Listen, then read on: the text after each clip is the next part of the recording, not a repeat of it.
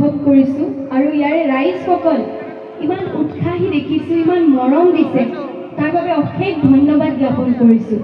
গোৱালপাৰালৈ বাৰ বাৰ আহিম বুলি মই কামনা ৰাখিলোঁ। লগতে অশেষ ধন্যবাদ জ্ঞাপন কৰিছোঁ আমাৰ বিধায়ক AK ৰাজিব আলম ডাঙৰীয়ালে, কাৰণ এনেকুৱা এটা পদক্ষেপ য'ত আমাৰ সকলোৰে হিয়াৰ আমঠু জুবিন দাৰ প্ৰতিমূৰ্তি উন্মোচন কৰা হৈছে আজি, আৰু ইয়াতে মোক আজি আপুনি নিমন্ত্ৰণ জনাইছে, এনেকুৱা এটা পদক্ষেপ লোৱাৰ বাবে অশেষ ধন্যবাদ। আৰু ইয়াতে আহিব পাই সঁচাই বহুত বেছি ভাল লাগিছে, কি ক'ম কি নক'ম। আৰু লগতে বহুত বেছি আৱেগিক হৈছোঁ, দাদাই কোৱাৰ নিচিনা খুব বেছি আৱেগিক হৈ গৈছোঁ। আৰু এটা কথা মই আগতেও কৈছোঁ, এতিয়াও কম যে জুবিন দা আমাৰ মাজতে আছে, ক'লৈকো যোৱা নাই দাদাই আমাৰ মাজত কায়িকভাৱেহে নাই, কিন্তু আমাৰ মনৰ পৰা, আমাৰ অন্তৰৰ পৰা দাদাক কোনেও ওলাব নোৱাৰে। কোনো অনুৰাগীৰ মনৰ আৰু অন্তৰৰ পৰা জুবিন দা কেতিয়াও নাইকিয়া হ'ব নোৱাৰে, হয়নে নাই ৰাইজ? মই সেইটোৱেই ক'ম। আৰু আচলতে অসমৰ ৰাইজে, দাদাৰ অনুৰাগীয়ে দেখাই দিছে যে এজন শিল্পীক কি ধৰণে সন্মান আৰু মৰম কৰিব লাগে। আজি পৃথিৱীৰ গোটেই বিশ্বৰ শিল্পীয়ে জন্ম ল'ব বিচাৰে কেৱল অসমত। যিধৰণে আমি শুনিছিলোঁ সোণু নিগম যিয়ে কৈছে যে অহা জন্মলৈ পাৰিলে মোৰ জন্ম অসমতেই হওক, কাৰণ সকলোৱে দেখিছে যে ৰাইজে এজন মহান শিল্পীক কি ধৰণে সন্মান দিব জানে, আৰু সেই সন্মানটো আমি জুবিন দাক দিছিলোঁ, দিম আৰু আগলৈও দি থাকিম। মই আৰু বেছি নকওঁ, যিহেতুকে দাদাই মোক গীতৰ বাবে এটা অনুৰোধ জনাইছে, মই গীতটো গাবলৈ চেষ্টা কৰিম। লগতে আগলৈও ইয়ালৈ আহিম বুলি আশা ৰাখিলোঁ। এনেধৰণে আপোনালোকে যি মোক মৰম দিছে, ৰৈ ৰৈ বিনালেৰ মৌ হিচাপে, মোৰ সম্পূৰ্ণ নামটো মৌচুমী আলিফা, কিন্তু হয়তো বহুতে নাজানে যে মোৰ সম্পূৰ্ণ নামটো মৌচুমী আলিফা, কিন্তু দাদাই যি ধৰণে চিনাকি দি থৈ গ'ল মোক মৌ বুলি, আপোনালোকে সেই ধৰণে মোক আঁকোৱালি লৈছে মৰমৰ মৌ বুলি। আজি যি আপোনালোকে আশীৰ্বাদ আৰু মৰম দিছে, আগলৈও যাতে আপোনালোকে এই ধৰণৰ মৰম আৰু আশীৰ্বাদ মোক দিয়ে, মই তাৰে কামনা কৰিছোঁ। ধন্যবাদ।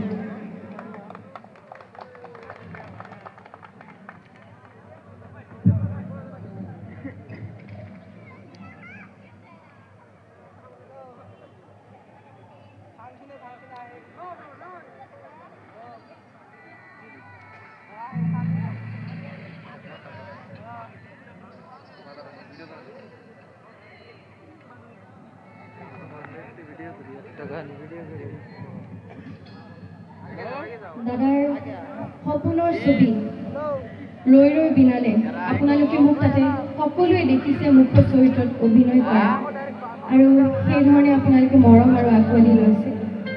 মই আমাৰ ৰৈ ৰৈ বিনালে এটি গীত গাবলৈ চেষ্টা কৰিছোঁ।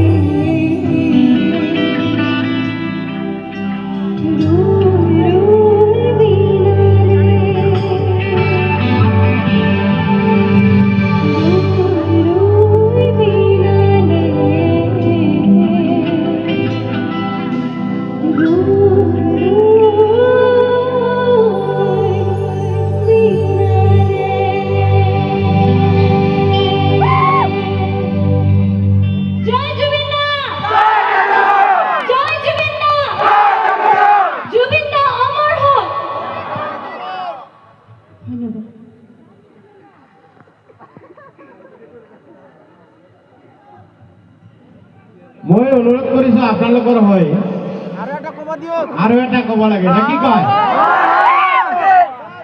মৌচুমী মৌ গাব তাই আকাপতি দিয়ক ধন্যবাদ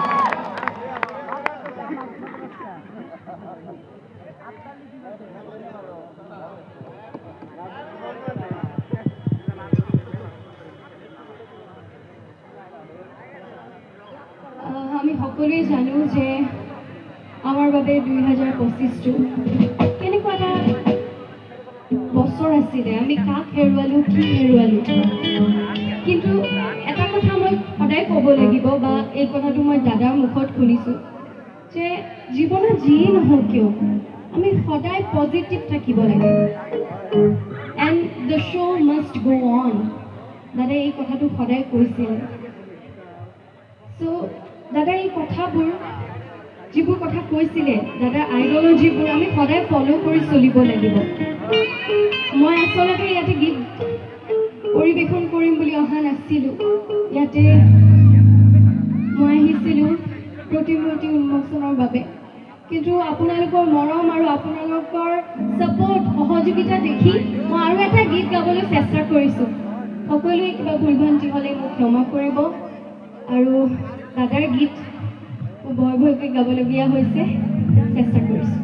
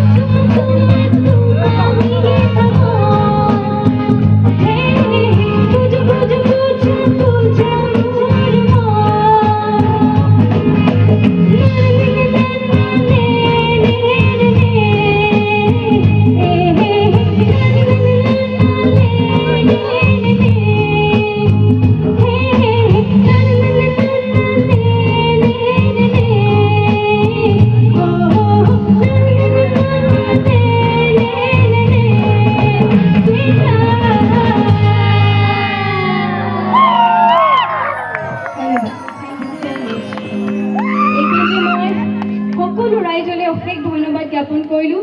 নিজৰ বাবে এটা হাত চাপৰি হ'ব লাগে। Thank U.